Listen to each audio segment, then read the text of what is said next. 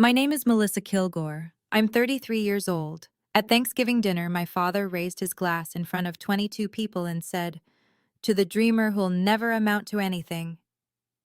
Everyone clapped. Then he looked straight at me and added, "If you vanished today, Melissa, we'd probably celebrate." My mother nodded. My brother smirked. My sister stared at her plate. I didn't argue. I didn't move. I quietly finished my plate and said, "Interesting theory." They don't know what I've been secretly doing for them over the past 18 months. They didn't know about the deal that went public 3 weeks ago, but my grandfather did. He stood up, hands shaking, and said one sentence that turned my father's face white. What happened next didn't just change the dinner, it rewrote the family. Let me take you back. 14 years. Thanksgiving 2011. I was 19 years old, sitting at this same table, carving sweet potato casserole I'd spent 3 hours making. My father asked what I'd declared as my major at the University of Minnesota. "Creative writing," I said. The room went silent. My father set down his wineglass. "So, you want to be poor and miserable?" My mother looked at her plate, said nothing. My brother Nathan, already in his second year of pharmacy school, laughed. "At least I picked something practical." My father leaned back in his chair, smiled like he'd just proven a point. "Creative writing? That's not a degree, Melissa. That's a hobby you pay $50,000 to pretend is legitimate." I kept cutting the casserole. Nobody ate it. That night, my grandfather slipped me a book as I left, his old copy of The Grapes of Wrath. Inside the cover, he'd written in pencil, "Don't let them kill this." I didn't understand what he meant. Not yet. The years after graduation were a study in invisibility. I lived in a 380-square-foot studio at 1124 West 28th Street in uptown Minneapolis. Rent was $1,100 a month.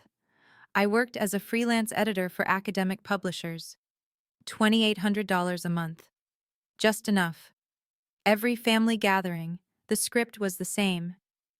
"Still editing other people's work?" my father would ask. "When will you write something that pays?" I'd explain I was working on a novel. He'd laugh. "How many years now? 5?" At my mother's 60th birthday in 2019, my Aunt Helen asked what I did for a living. My father cut in before I could answer. "She's between things." I wasn't between things. I was writing every morning from 4:30 to 7, in a studio apartment with a desk facing Lake of the Isles. I'd filled 23 moleskin notebooks in 7 years, but to them, I was a question mark. A disappointment in a family that measured success in pharmacy licenses and teaching credentials and homeownership. Christmas 2023. Nathan's wife Emily asked if I had a 401k. When I said no, she laughed. Not mean, just pitying. My mother called me in March of 2024. 2 weeks after I'd received my first advance payment of $205,000. "It's not too late to go back to school, Mel," she said. "Maybe nursing, teaching, something stable." I said I'd think about it. I didn't tell her I'd just signed a $1.85 million book deal with Penguin Random House, because I knew exactly what would happen if I did. The Thanksgiving hierarchy was ironclad. My father sat at the head, my mother to his right, Nathan in position 2, the seat of honor. Claire, my younger sister, got acknowledgement for being a teacher and raising 2 kids alone. And me? Melissa's here too. That was it. No toast, no questions about my life. At Thanksgiving 2023, when I'd already signed the biggest deal of my life, my father asked, "Still doing that editing job?" I said yes. He nodded, turned back to Nathan. In October 2024, my mother sent me an email. "Nathan is bringing his new promotion news for Thanksgiving. Try to be happy for him, okay? I know it's hard when your siblings succeed." I read that email in my studio apartment. The same day I got a call from my film agent about a 24 wanting to option my book. I smiled. closed my laptop, and I went to Nathan's promotion dinner and clapped for 10 straight minutes while my father gave a speech about real success and contributing to society. I kept smiling, because by then, I'd been on the New York Times bestseller list for 12 weeks, and not one of them knew. But they had no idea what I'd been building in the 4 a.m. silence of my studio apartment. And I planned to keep it that way, at least until I was ready. January 2022. I started writing the book that would change everything. I called it The Weight of Winter. 89,000 words about generational trauma, about deferred dreams in a Midwest family that mistakes cruelty for honesty, about the cost of invisibility. I wrote it for my grandfather. He'd given me his old manuscript the year before, a short story collection from 1976 that sold 800 copies and won a regional award before my grandmother told him to get a real job. Every morning, 4:30 to 7, I wrote. By June 2023, I had a finished manuscript. I sent 47 query letters to literary agents. 46 said no. The 47th was Victoria Chen at WME. She replied 3 days later. Melissa, her email said. I stayed up until 3 a.m., reading The Weight of Winter. This is stunning. Can we talk tomorrow? We talked. She cried on the phone, said she wanted to send it to editors at the Big Five publishers. I said yes. I didn't tell my family I had an agent. August 2023. Victoria submitted my manuscript to 8 editors. Within 2 weeks, 5 of them made offers. February 14th, 2024. Valentine's Day. I was eating a Chipotle burrito bowl alone when Victoria texted me. Penguin just offered $1.85 million for 3 books. Call me now. I called. Is this real? I asked. As real as it gets, Victoria said. You're a fucking novelist, Melissa.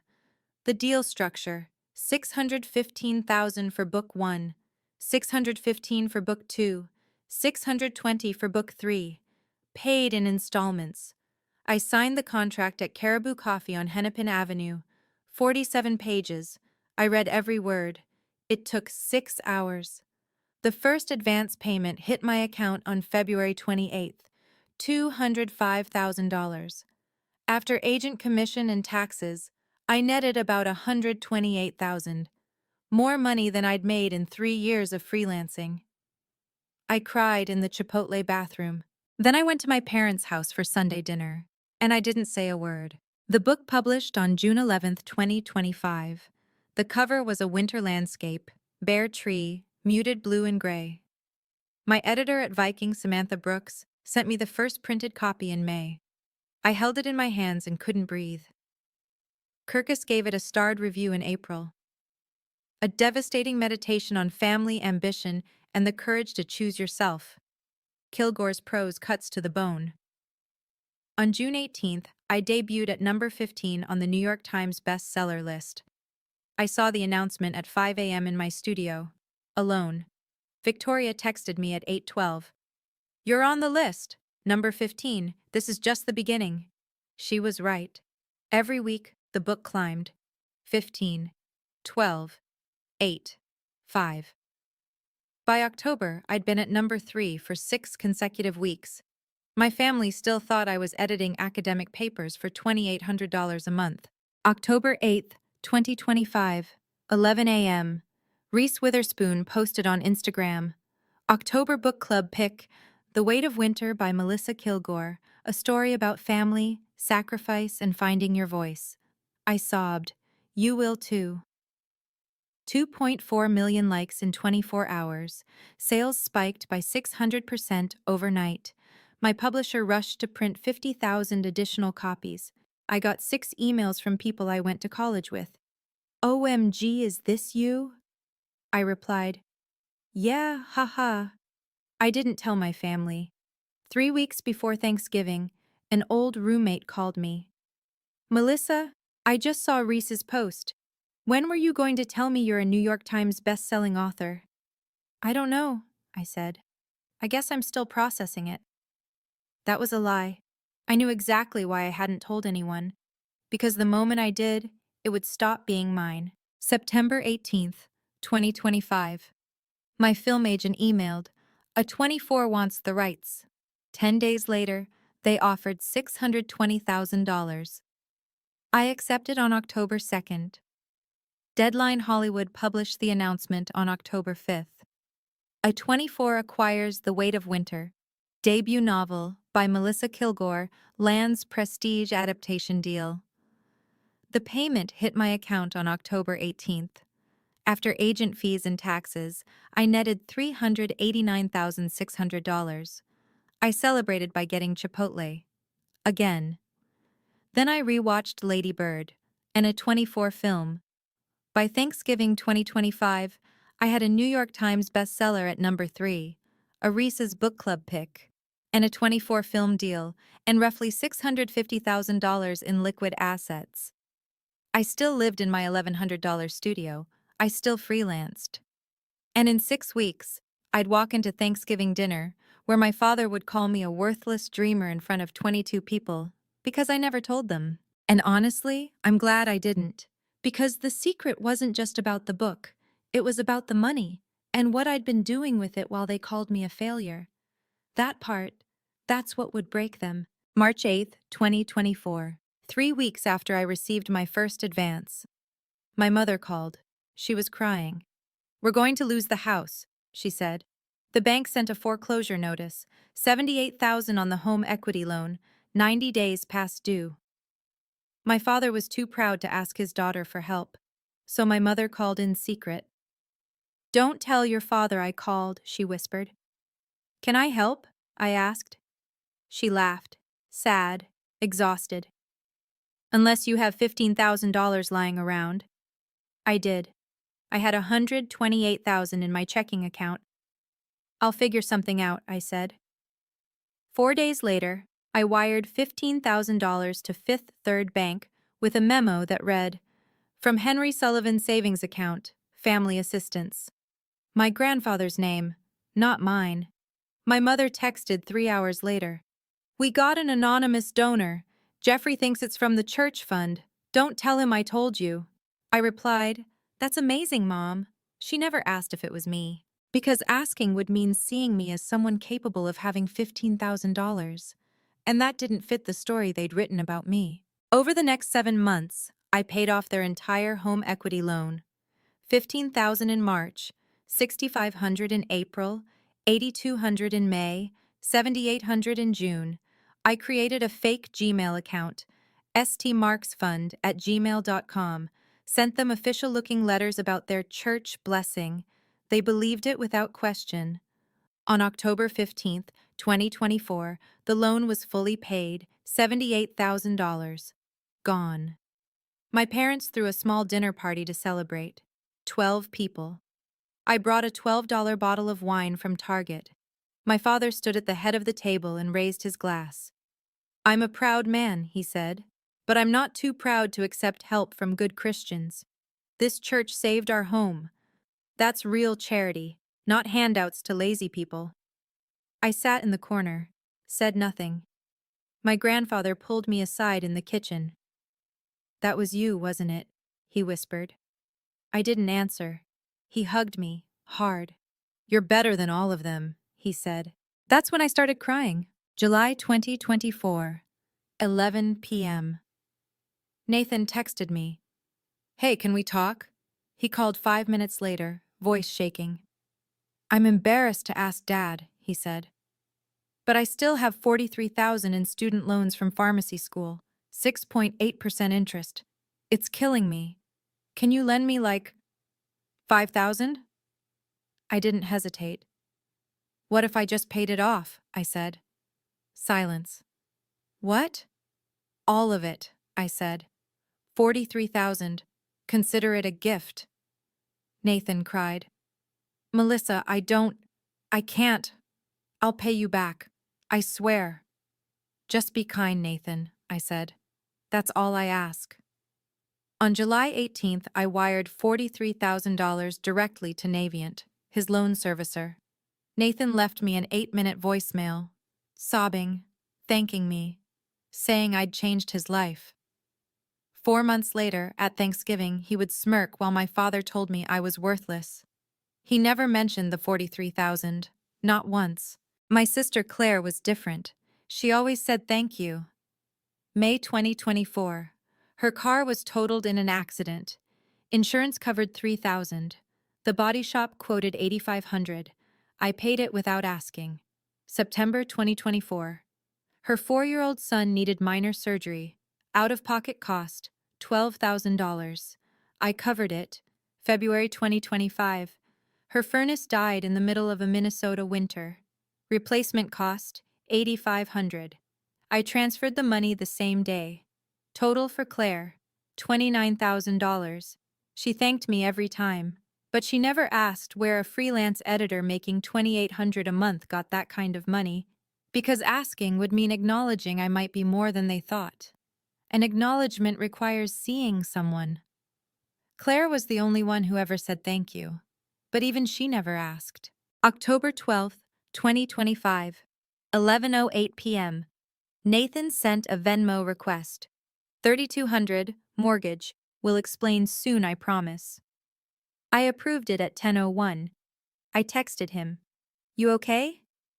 Yeah, just weird timing with work stuff, thank you. October 28th. Another request. $1,800. November 15th. 2,500. $7,500 in 5 weeks. I sent it all. I didn't ask questions, and Nathan didn't explain. 12 days before Thanksgiving, I sent him the last $2,500. 12 days before he'd laugh while my father called me worthless. I'd given them $157,500 in 20 months. I kept their house. I cleared Nathan's debt.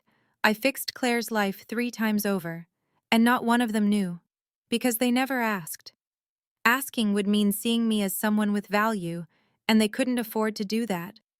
Because then they'd have to admit they were wrong. Even as they called me worthless, I kept their lights on. And they never asked where the money came from, because asking would mean seeing me. Let me tell you about my brother, Nathan Kilgore, 35 years old, pharmacist, golden child. At Thanksgiving 2018, my father gave a 10-minute speech about Nathan's PharmD graduation. Standing ovation. Christmas 2019. Nathan's making $88,000 a year, my father announced to the entire extended family. Easter 2022. Nathan bought a townhouse in Edina. 3 bedrooms, 2.5 baths, granite countertops, $385,000. My father showed photos to everyone at the party. This is the American dream, folks, he said, looking at me, not chasing some fantasy. I was at that housewarming party. I brought a $14 bottle of wine. No one talked to me for more than 5 minutes. What my father didn't mention, Nathan's down payment included $40,000 from their retirement savings. And Nathan's stable career? It was already cracking. September 12th, 2025. 2:30 p.m. Nathan was working at Walgreens in Edina. A 71-year-old diabetic patient came to pick up his prescription for metformin. Prescribed dose, 500 milligrams twice daily. Nathan dispensed 1,000 milligrams twice daily. Double the dose. The patient went into severe hypoglycemia the next day. He was hospitalized for 4 days at Fairview Southdale. Stable. No permanent damage. But the family filed a complaint. September 15th, Nathan was terminated. The Minnesota Board of Pharmacy suspended his license pending investigation. Nathan went home that night and told his wife Emily the truth. Then he made her swear not to tell anyone, especially not his father. The next day, Nathan called my parents. Good news, he said, voice bright, practiced. I got offered a consulting position with a pharmacy benefits manager, fully remote, better hours, similar pay. My father was thrilled. That's wonderful. Remote work is the future, my mother cried happy tears. Nathan hung up and sat in his car in the driveway for 20 minutes. Then he opened Indeed and started applying for jobs. Over the next 2 months, he applied to 14 pharmacy positions. 8 rejected him outright. Background checks showed his suspended license. Two gave him interviews, both passed, zero offers. Every weekday from 8 a.m. to 5 p.m., Nathan drove to the Starbucks at Galleria Edina. He bought $12 worth of coffee, sat at a corner table, applied for jobs, attended virtual interviews that led nowhere. At 5:15, he drove home. Every Sunday, he attended family dinner at my parents' house, smiled, talked about his consulting projects with scripts he'd rehearsed with Emily. My father beamed with pride. Nathan's ahead of the curve. Nathan's savings when he was fired, $18,000. His monthly burn rate with mortgage and expenses, $6,500. Timeline before he'd be broke, mid-December. So Nathan came to me, the sister my father called worthless, the one who'd never amount to anything. He asked for $3,200, then $1,800, then $2,500, and I gave it to him, every time. No questions asked. November 26th, the day before Thanksgiving. Nathan got his 14th rejection email. He sat in his Audi Q5 in the Starbucks parking lot and cried for 20 minutes. Then he drove to our parents' house to help prep for tomorrow's dinner, where my father would toast to the family's success story. But I knew the truth he was hiding. I knew about the termination letter, the suspended license, the 14 rejections, the $7,500 he'd borrowed from me in 6 weeks. And I knew that in 12 days, when everything came out, Nathan's golden throne would shatter. I just didn't know I'd be the one holding the hammer. November 27th, 2025, Thanksgiving.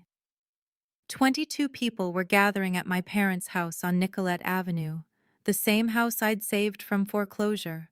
I knew the guest list by heart. My parents, Nathan and Emily, Claire and her 2 kids, Sophie, 7, and Ethan, 4. My grandparents Henry and Margaret, Uncle Tom and Aunt Rachel with their 2 teenage sons, Aunt Helen and her college-aged daughter, Aunt Diane and Uncle Paul with their high school son, and me, alone. Seating arrangements were planned in advance. I saw the chart on my mother's kitchen counter when I arrived. I was position 19, out of 22, between a 4-year-old and a stranger. Nathan was position 2, right hand of the king. That's when I knew my father had something planned. I arrived at 2:15, 15 minutes late on purpose. The house was already full. 18 people, chaos, kids running, football game on TV, Vikings versus Bears. I walked in carrying a glass Pyrex dish, sweet potato casserole, my grandfather's recipe from 1982, handwritten on a yellowed index card. My father looked up from arranging wine glasses. "Oh, Melissa, you made it," he said, not looking at me. "Put that dish anywhere." I set it on the counter. Nobody asked what it was. Nathan was in the living room. He saw me. "Hey, Mel." No eye contact. Claire hugged me tight, whispered, "Thank you for everything." I hugged her back. My grandfather found me near the pantry. He gripped my hand. His fingers were shaking. "We need to talk later," he said. "About what?" "You'll see." He squeezed my hand twice. Our signal. "I'm proud." Then he walked away. I stood there holding a casserole dish no one would eat, in a house full of people who didn't see me. And for the first time in 3 years, I wondered, what if I just told them? 2:45 to 3:30. Controlled chaos. Kids chased each other with Nerf guns. Sophie was crying because Ethan stole her toy. The Vikings were up 17 to 14 in the third quarter. Uncle Tom asked me what I was up to these days. "Writing," I said.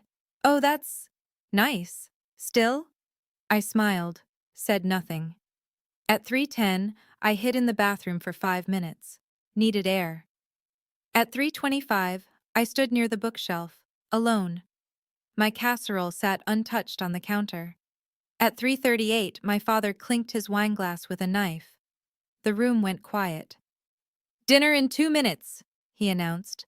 "Everyone to the table." People moved like a choreographed dance. Everyone knew their place. I took my seat.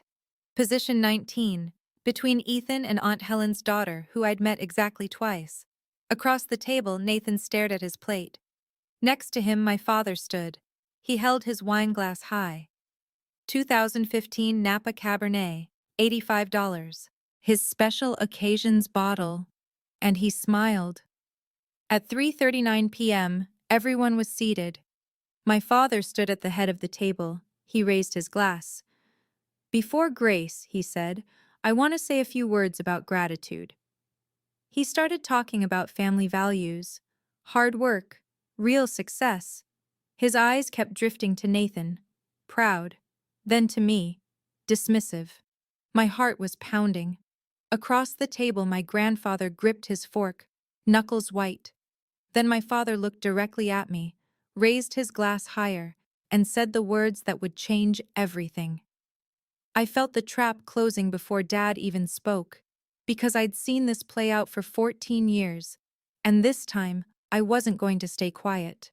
My father's voice carried across the table. I want to make a toast, he said. To dreamers. He paused, let the word hang in the air. You know, every family has one. The person who thinks the rules don't apply to them, who thinks they can just coast on hope and imagination instead of hard work. The room shifted, uncomfortable. Some people grow out of it, he continued. They wake up, they get real jobs, they contribute. He looked at Nathan, smiled with pride. And some people, he turned to me, never do. Someone coughed. A chair creaked. My father raised his glass higher. So here's my toast. To the dreamer who will never amount to anything. May she one day realize that the world doesn't owe her a living. Silence. 2 seconds. Then Uncle Tom laughed, nervous, awkward. Aunt Rachel joined. Then Aunt Diane. Then Uncle Paul. One by one, they started clapping. My mother nodded. Slow, deliberate. Nathan looked down. But his mouth, I saw it, a smirk. Emily, Nathan's wife, clapped, reluctant, eyes on her plate. 14 more people clapped, 20 people total. My sister Claire didn't clap, she was crying. My grandfather didn't clap, his hands were clenched into fists. And I sat there. In seat number 19, next to a 4-year-old, holding a napkin I'd twisted into shreds. But my father wasn't done. You know what the problem is with dreamers? He said, voice rising. They're selfish. They want everyone else to support their little hobbies while real people do real work. He gestured to Nathan. Nathan here, PharmD, stable career, homeowner at 35. That's a man who grew up. Nathan shifted in his seat. Claire, teacher, raising 2 kids alone. She's a hero. Claire stared at her plate, tears falling. And Melissa? Long pause. 33 years old, still playing with notebooks, still editing other people's work for pennies, still thinking she's going to be, what, a famous writer? The room was dead silent. My father leaned forward, looked right at me. If you vanished today, Melissa, we'd probably celebrate. One less person to worry about. One less disappointment. Aunt Helen gasped. Jeffrey, that's… What? My father snapped. I'm tired of pretending, tired of walking on eggshells. She's 33. Sophie, Claire's 7-year-old daughter, whispered to her mom, loud enough for everyone to hear. Mommy, why is Grandpa being so mean to Aunt Melissa? No one answered her, because no one was going to defend me, not even my own mother. My father raised his glass again. So here's to reality, to hard work, to people like Nathan who make this family proud. He waited. Aunt Rachel clapped first, tentative. Uncle Tom followed. Aunt Diane, Uncle Paul, Emily, my mother. 20 people clapping, cheering, for a toast that told me the world would be better if I disappeared. The applause lasted 8 seconds, then it faded. My father sat down, satisfied. My mother smiled at him. Nathan picked up his fork, and that's when I stood up. The chair scraped against the hardwood floor. Every head turned. My father looked up, smirked. Oh, are you leaving? Proving my point? I looked at him. My voice was calm, cold. No, Dad, I said. I'm staying, but I have something to say. He laughed. Oh, this should be good. Let me guess. Another dream you're chasing? I smiled. Actually, yes. His smirk widened. And how's that working out for you? I held his gaze. Better than you could possibly imagine. The room shifted. Something in my tone. Something different. My mother stood. Melissa, sit down. Don't make a scene. But my grandfather stood too. Slowly. And when he spoke, his voice was louder than I'd heard in 30 years. Jeffrey, sit down. The room froze. My father turned. Dad, this doesn't concern. It concerns me. Grandpa Henry's voice shook the room. You just told your daughter, my granddaughter, that the world would be better if she vanished, in front of 22 people, including children. My grandmother reached for him. Henry, please. No, Margaret. I've been quiet for 33 years. I watched you people crush this girl. And I'm done. My father stood, face red. Dad, you don't understand. I understand perfectly. Grandpa pulled something from his jacket pocket. An envelope. Old, yellowed. He held it up. You want to know about dreamers, Jeffrey? I was a dreamer. I wrote a book, published it in 1976. Know how many copies it sold? 800. Know what you did? You and Linda told me to get a real job, so I sold insurance for 30 years and hated every second. The room was silent. Henry's hands trembled as he unfolded the letter. But before I tell you about Melissa's dream, he said, voice shaking, let's talk about yours, Jeffrey. My father's face went white. 22 people laughed. I stood up. My grandfather held up the letter.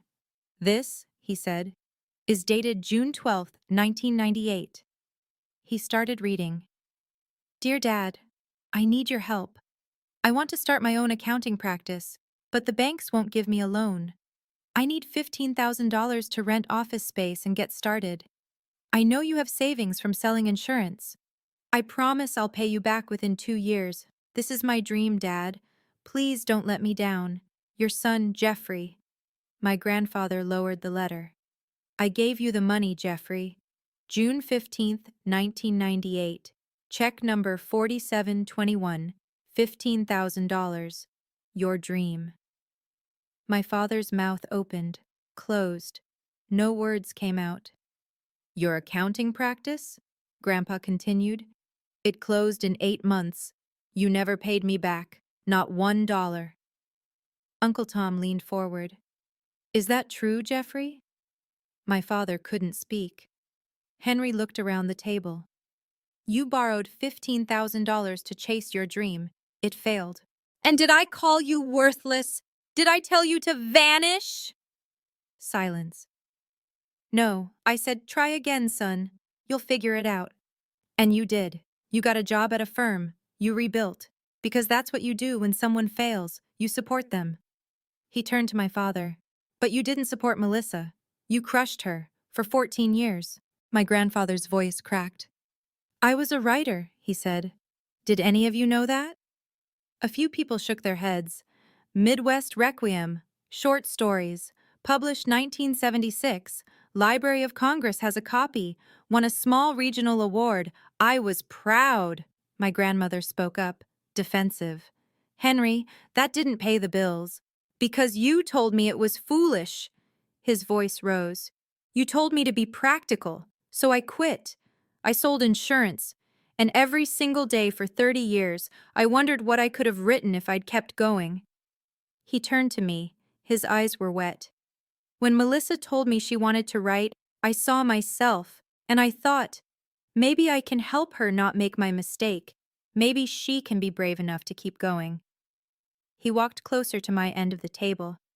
You sent me your manuscript in 2023, he said. The Weight of Winter. I read it in one night. I cried, Melissa, because you wrote the book I never had the courage to write, about family, about dreams we bury to make other people comfortable, about the cost of invisibility. Tears ran down my face. I'm sorry I didn't defend you sooner, he said. I'm sorry I let them make you feel small. but I'm not staying quiet anymore. My mother interrupted, voice sharp. This is ridiculous. Melissa hasn't published anything. She edits for $2,000 a month. My grandfather smiled. Actually, Linda, she has. He pulled out his phone. An iPhone 13 I'd bought him last Christmas. He opened Amazon, turned the screen to face the table. Melissa published a novel, June 11th, 2025. The Weight of Winter, Penguin Random House. People leaned forward, squinting. It's been on the New York Times bestseller list for 18 weeks. The room erupted, multiple people talking at once. Nathan stood. What? That's not… Melissa, is that true? I looked at him. Yes. My mother's face went pale. Why didn't you tell us? I looked at her. Let the question hang. Then I answered. Would you have believed me? She didn't respond. My grandfather scrolled on his phone. Current rank, he read. Number 3 on the New York Times bestseller list. Reese's book club pick for October 2025. Film rights acquired by A24 Pictures. He looked up. That's the real A24, the studio that made Everything Everywhere all at once. Aunt Rachel grabbed his phone. Let me see that. Oh my God. That's Melissa's name. Uncle Tom stood, walked around the table, looked at the screen. How much money? My father finally spoke, voice tight. This is fake. She probably made a website or… I reached into my purse, pulled out my phone, unlocked it. Want to see the contract, Dad? I opened my email app, scrolled, found the message from Samantha Brooks, my editor at Penguin Random House. Subject line, offer, The Weight of Winter. 3-book deal. Date, February 14th, 2024. 2:51 p.m. I passed my phone to Claire. She read it. Her hands started shaking. Mel, is this is real? Nathan walked over, looked over Claire's shoulder, his face drained of color. Wait, 1.85 million? I looked at him. Yes, Nathan, 1.85 million. Before agent fees and taxes, I netted about 400,000 from the advance so far. Nathan stared at me. So when I asked you for money in October, you… I had it, I said. I've always had it. My father's face went from white to red. If you had money, why didn't you help your family? My grandfather laughed. Actually laughed. Oh, Jeffrey, you want to talk about Melissa helping the family? Let's talk about that. He turned to my parents. March 2024, you were 3 months behind on your home equity loan. Foreclosure notice. Who do you think paid that off? My mother blinked. The church fund. There was no church fund. That was Melissa. Gasps around the table. Grandpa continued. Nathan's $43,000 in student loans. Melissa. Claire's car repair, her son's surgery, her furnace. Melissa. All of it. He turned to Nathan. And those 3 emergency requests you sent in October and November? 3,200, 1,800, 2,500? Melissa paid those too, no questions asked. Nathan's face crumpled. Melissa, I didn't know. I know you didn't, I said, voice steady. I never told you where the money came from. Because I knew if I did, you'd tell Dad, and Dad would find a way to make it about how I should be helping, like it was my obligation. Grandpa looked around the table. She paid $157,500 to this family in 20 months, while working as a freelance editor for pennies, while you called her a failure, while you told her she'd never amount to anything. Nathan was shaking. Melissa, I'm so sorry. I didn't know where the money came from. I should have asked. I should have defended you. I'm a coward. His wife Emily stood. Her voice was cold. We're leaving. Now. Nathan looked at her. Emily, please. She turned to the table. My husband has been unemployed for 2 months. He's been lying to me, to his parents. He borrowed $7,500 from his sister, who he just watched get humiliated, and he said, nothing. She looked at me. I'm sorry. I didn't know. And thank you for helping us. We'll pay you back. Every cent. Then she reached into Nathan's jacket hanging on his chair, pulled out a folded piece of paper, official letterhead. Because I found this in your jacket pocket 2 days ago. Emily unfolded the letter, started reading aloud. Due to the serious nature of the dispensing error on September 12, 2025, and subsequent patient harm requiring hospitalization, your employment with Walgreens is terminated effective immediately. Your pharmacy license has been reported to the Minnesota Board of Pharmacy for investigation. She looked at Nathan. You've been lying to me for 2 months, lying to your parents, pretending to go to work. Where have you been, Nathan? Nathan's voice broke. Starbucks, the one at Galleria, every day, 8 to 5, applying for jobs.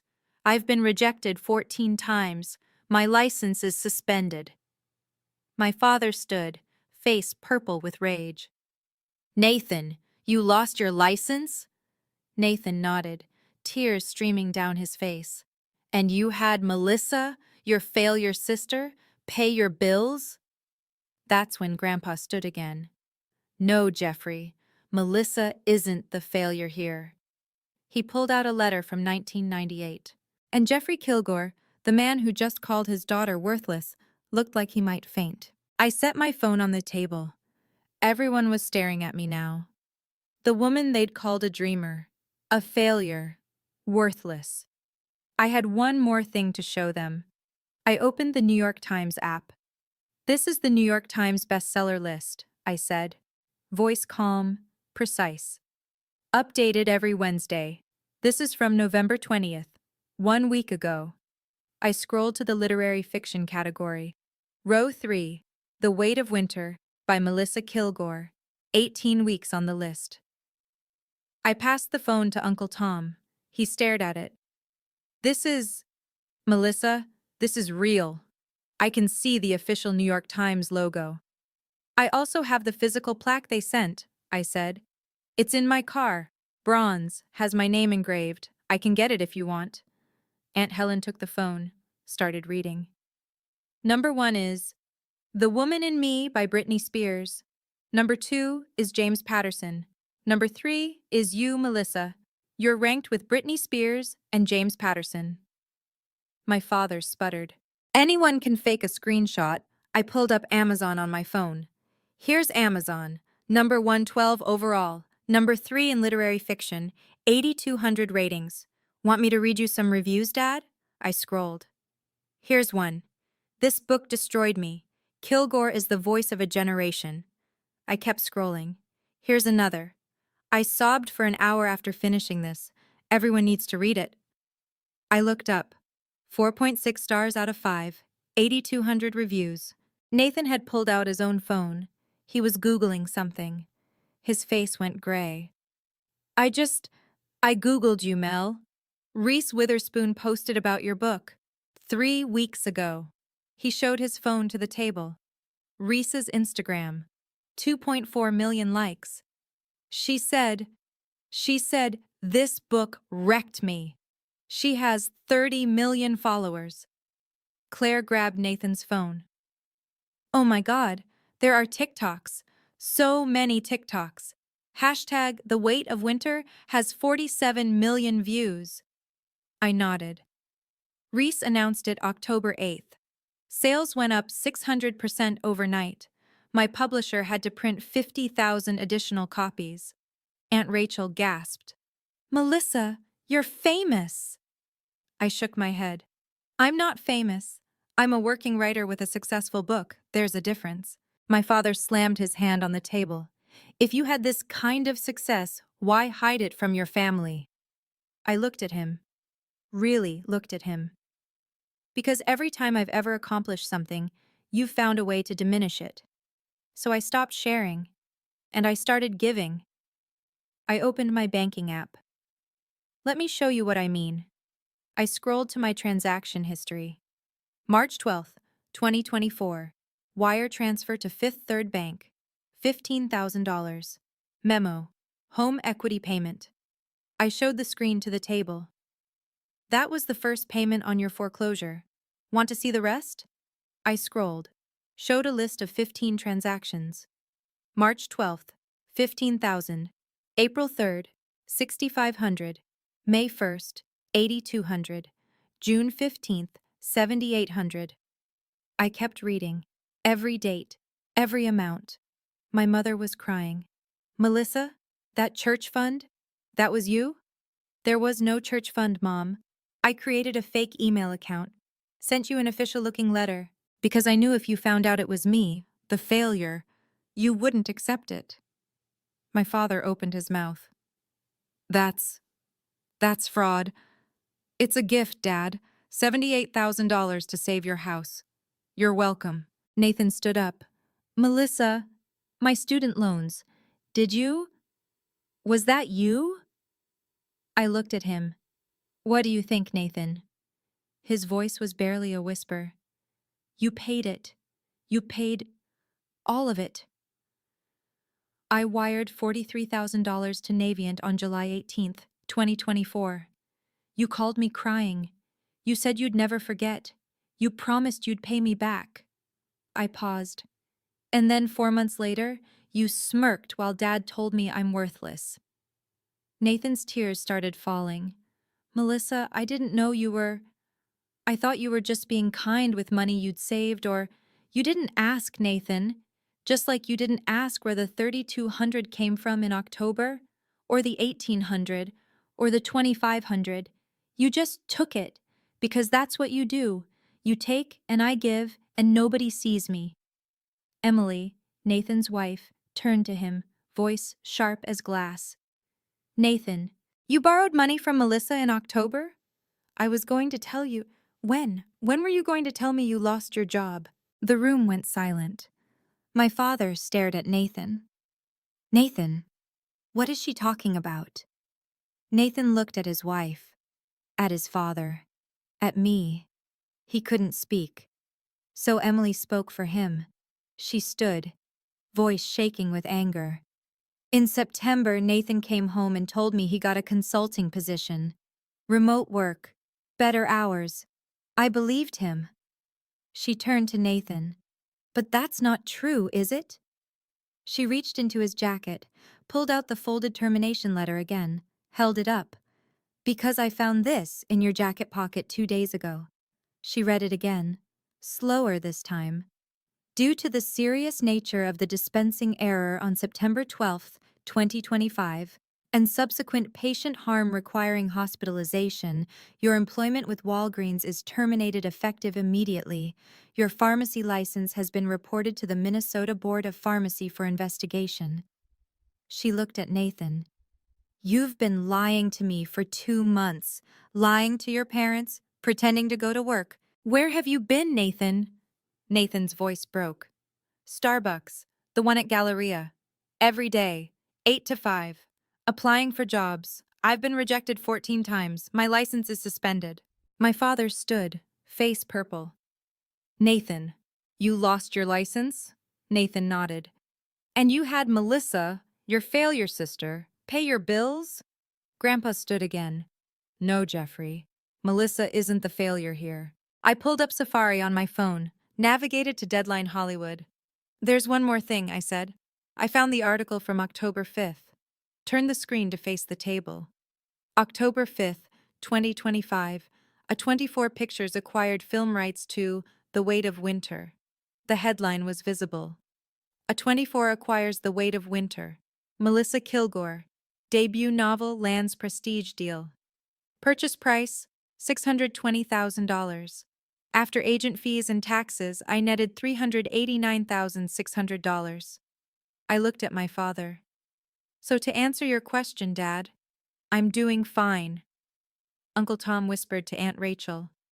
A 24 is the studio that made Everything Everywhere All at Once. And Moonlight, I said, and Lady Bird and Hereditary, yes. I set my phone down. 22 people stared at me. The woman they'd called a dreamer, a failure, worthless. I had one more thing to say. I've given you $157,500 in 20 months. I kept your house. I cleared Nathan's debt. I fixed Claire's life 3 times over. And not one of you knew. Because you never asked. Asking would mean seeing me as someone with value, and you couldn't afford to do that, because then you'd have to admit you were wrong.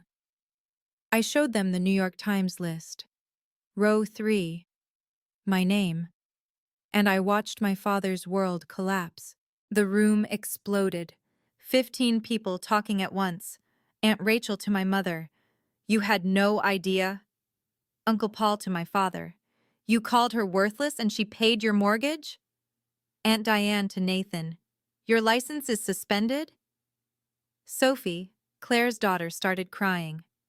Ethan asked, Is Aunt Melissa rich? My grandmother turned to Grandpa Henry. You knew about this? Emily grabbed Nathan's arm. We need to talk, now. My father tried to speak, tried to regain control, but Uncle Tom cut him off. No, you don't get to talk right now. Melissa does. My father stood, hands up, defensive. Okay, everyone calm down. Melissa, I didn't know. If I'd known you were successful, I would have what, Dad?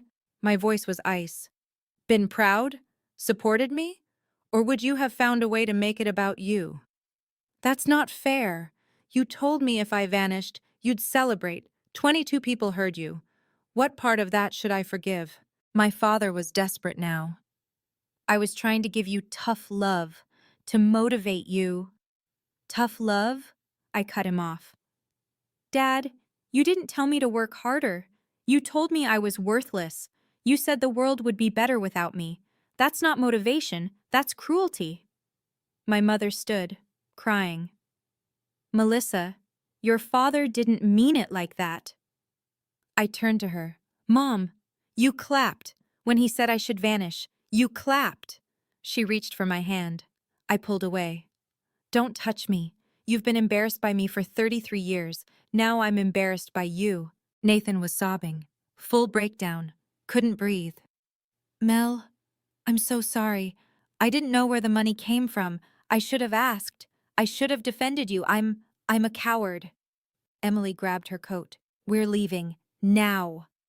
Emily, please. She turned to me. I'm sorry. I didn't know. And thank you for helping us. We'll pay you back. Every cent. She grabbed Nathan's arm, pulled him toward the door. Nathan, car. Now.